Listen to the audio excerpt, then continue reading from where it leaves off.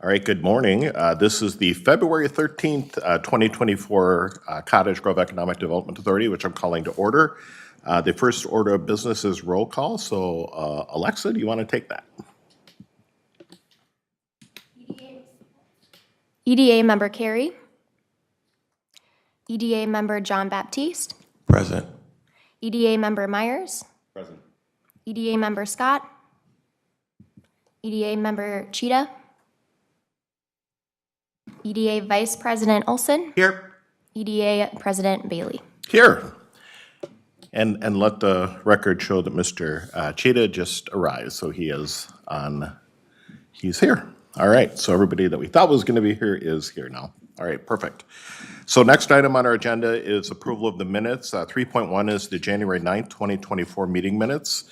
If there are no changes or corrections, I'll need a motion and a second. Move to approve. All right, so we have a motion by EDA Vice President Olson, I'll second the motion. second by EDA Member Myers. I kept seeing you going down like you're ready to say it. All right, all those in favor signify by saying aye. Aye. Aye. Opposed? Motion carries. Next, we're going to number 4, which is business items, and we will start out with 4.1, which is the Economic Development Update and Business Inquiry. And our City Administrator, Jennifer Levitt's going to walk us through these items. Well, good morning, EDA President and members of the EDA. It's always nice for me to be on this side giving a presentation, so you're going to hear from me a lot this morning. As we start out each EDA meeting, we start with the Beige Book. Right now, employment grew modestly since the last report. Price pressures were mild overall. Businesses reported that prices they charged to customers had not changed since the last report. Can we all say thank you to that one? As we talked about before, childcare has been a huge issue looking at affordability, and so that's been some of the challenges that workers are experiencing. And just as an update, we've been working with Washington County, the Chamber, and also with our state legislators as we look at childcare affordability, because we know that that is a challenge, and we're continuing that. And as the legislative session started yesterday, I know our legislators will also be looking at that childcare affordability, because that is a factor in enabling people to have mobility. Customer spending rose modestly. Construction activity was slightly lower, while commercial real estate activity remained flat. The office market sector was soft. However, retail vacancies improved, which we've seen here in Cottage Grove, and residential real estate remained subdued.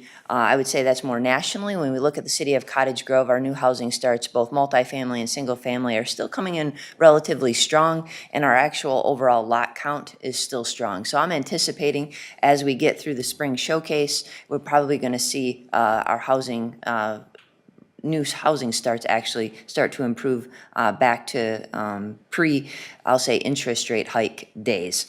Manufacturing activity decreased slightly while agricultural conditions remained unchanged. Minority and women-owned businesses reported lower sales, and profits continued to decline since the last report. When we look at construction here in Cottage Grove, Hohenstein's is still making really great progress. This construction season in the winter here has been very favorable for everybody, and them are no exception. Right now, they've gone vertical with their pre-cast tip-up panel walls. The roof steel is in place, and now they've actually applied for their interior office space permit. And the one that everybody's talking about, yesterday Dunkin' Donuts started with their soft open. As you can tell, our public safety team visited them yesterday because we wanted to be able to showcase that indeed Dunkin' Donuts was open. And so we'll keep you posted when we know of a formal ribbon cutting for them. Chase Bank, which is located in front of Kohl's, they are still making good progress with their footing and foundation walls being completed. I can honestly tell you, I think right now with the fact that winter doesn't really look like winter out there, everybody is enjoying the very favorable construction season. I know for us, even in our water treatment plant, we're probably well over a month ahead of schedule. So all businesses are really starting to enjoy that. O2B Kids is really no exception to that either, because they're making good progress on their construction. Norhart Apartments, which is down by Hadley and 103rd, they have submitted for their building permit. Trellis, which is now called Blue Stem, their permit is under review.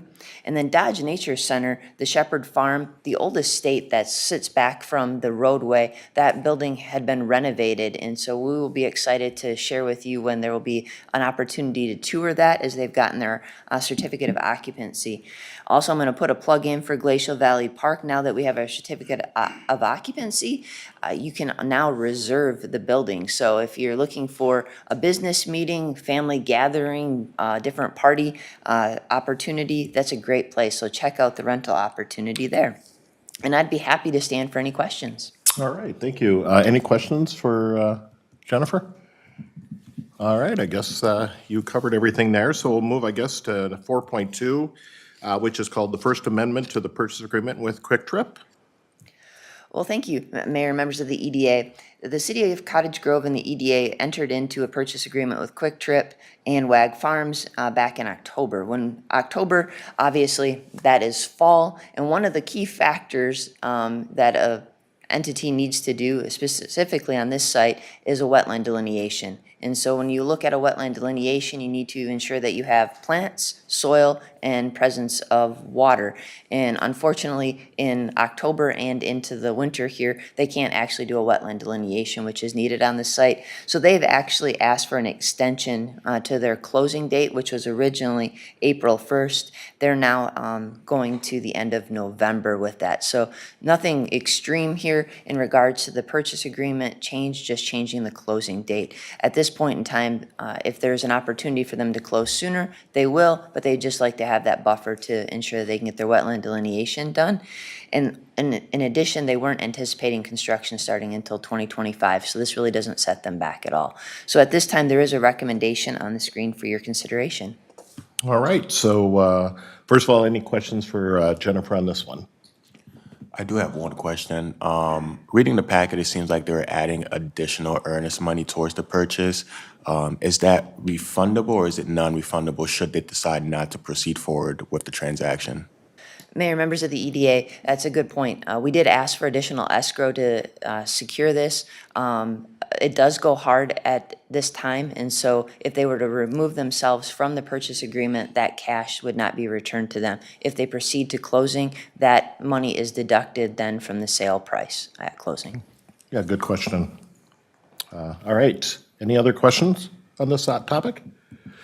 All right, we have the motion before us. I will need a motion in a second to approve this measure. Mayor, I'll move Resolution 2024-01 consenting to the First Amendment to the purchase agreement between Wag Farms and the EDA, and the First Amendment to the purchase agreement between the EDA and Kwik Trip Incorporated, subject to minor modification approved by the city attorney. All right, so we have a motion by the EDA Vice President Olson. Do I have a second? Second. Seconded by EDA Member Cheetah. Any further discussion? Seeing none, all those in favor signify by saying aye. Aye. Aye. Opposed? Motion carries. And then we'll move to 4.3, which is the Dowdle Art Project Amendment to the Service Agreement. Same, Jennifer, it's you again. Well, thank you.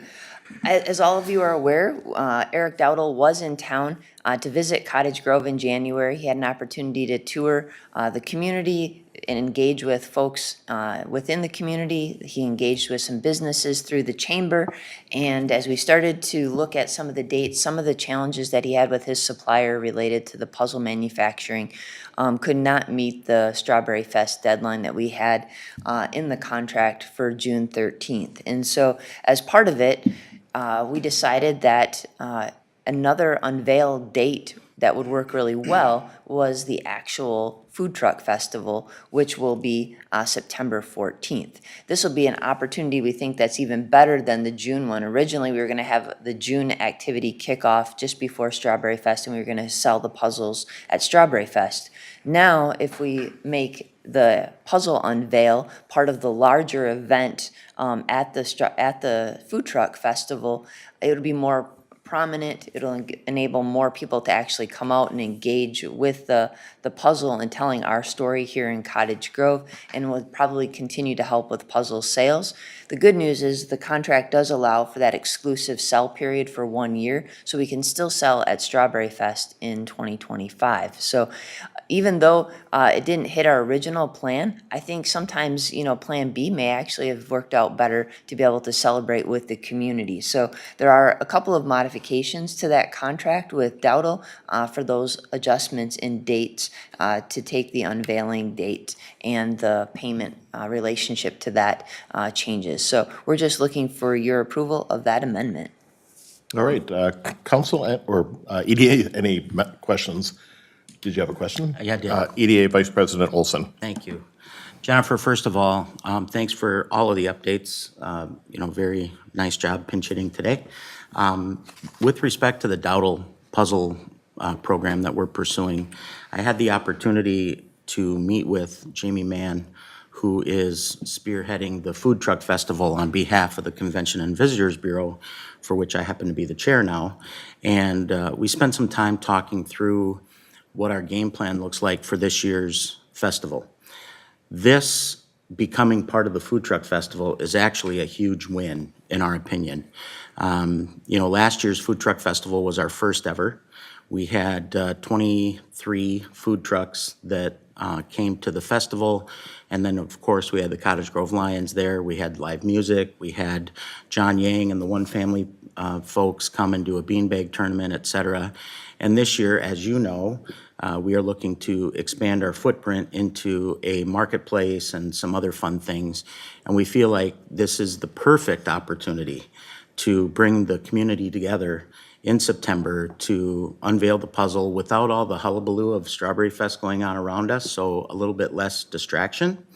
And we also think that it's going to help us attract an even bigger crowd than last year, which we estimated at about 6,000 people. We feel pretty comfortable this year will be 10,000 plus with some additional food trucks, so on and so forth. And of course, it's only a one-day event, so it's a snooze and you lose kind of thing. You got to show up on the day of. So all of that being said, question is this. Are we planning to have kind of the same programming in place that we talked about when we met with Eric with respect to him and his team? And I know he has some social media folks that he works with and some other things. We're not missing out on any of those opportunities by moving into September, are we? Mayor, members of the EDA, no, at this point, we actually think it's probably going to be even bigger because now we won't be limited by space or parking.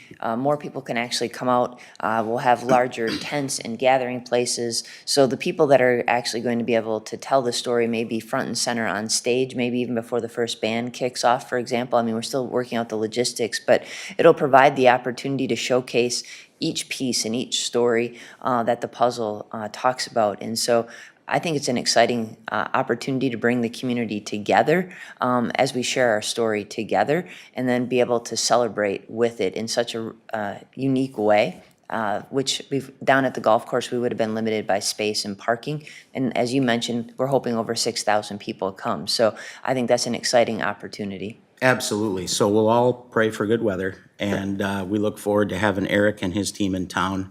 Again, I'm so excited about this. I think it's really going to resonate with the members of the public in terms of a good piece of memorabilia, but also a good way to celebrate not only who we were, but who we are today as a city. So thanks very much for that. The only other comment, I'll just piggyback on that before we do a motion in a second, unless the rest of the EDA has any comments, was when we posted this out on social media about this program, I was actually frankly surprised at the amount of people that know who he is and the program that he does. The number of people that talk about the fact that they have purchased Dowdle puzzles and they love them and that now we're going to be a part of that. And then the other thing that I thought was interesting when and exciting is at the beginning of all this, I didn't realize it was part of a national thing for I'll say the birthday or the anniversary of the United States of America in a couple of years from now. So we're going to be part of something that's bigger than just Cottage Grove with a couple of years from now when we celebrate. I believe it's 250 years as America. So I think that's going to be kind of cool that we're part of whatever that's going to be as we've been told to kind of stay tuned as that happens. So pretty awesome. All right. Any other questions or comments? Sure. Yeah. Do you have a question? Question. Okay. Yeah. Question for EDA member Cheetah. Yeah, so because he's the one who can't make the deadline, are we getting any kind of discount on this project? I mean, it doesn't seem like there's any financial relief or incentive for us other than it's another opportunity in September. Mayor, members of the EDA, the only change that we made was actually the payment schedule was then correlated to the later date. So we did maintain the same exact pay schedule value, but just the actual date in which those payments would be made were now subject to the later completion date. Okay. All right. Any other comments? All right, so if somebody wants to take the motion ahead of us there, it's on the screen. I motion to approve the attached amendment to the professional services agreement with Dowdle Studios LLC to move the final project completion date to September 14th, 2024. All right, so we have a motion by EDA member Jean Baptiste. Do I have a second? Second that motion. All right, second by EDA member Myers. Any other discussion? Seeing none, all those in favor signify by saying aye. Aye. Aye. Opposed? No? Motion carries 4-1. All right, 5 is public hearings, which we have none this morning. Other business, just before you, there is, at your table here, there is the EDA calendar, which is just basically showing some of the meetings for the next about half a month or so. I will mention, just on a side note, that this weekend, this Friday, actually starts the River Oaks Fish Fry, as well as probably fish fries everywhere else around, but just wanted to mention to everybody, if you are interested or want to go to River Oaks for a fish fry, please make sure you make reservations, because that's what that you can't just walk up to that particular one. So I did want to mention that. And then, is there any EDA comments that anybody, EDA Vice President Olson? Thank you very much, Mayor. We just got done talking about our Food Truck Festival, which I can tell you, the Convention and Visitors Bureau is very excited about for this year, especially due to the success that we experienced last year. We're anticipating 40 food trucks this year versus 23. We're anticipating some additional offerings for those in attendance, including a marketplace where vendors can come and share their artistic or otherwise talents with the public. And, I have a lot of respect for those people because I am not that guy. I'm lucky if I can draw a stick figure.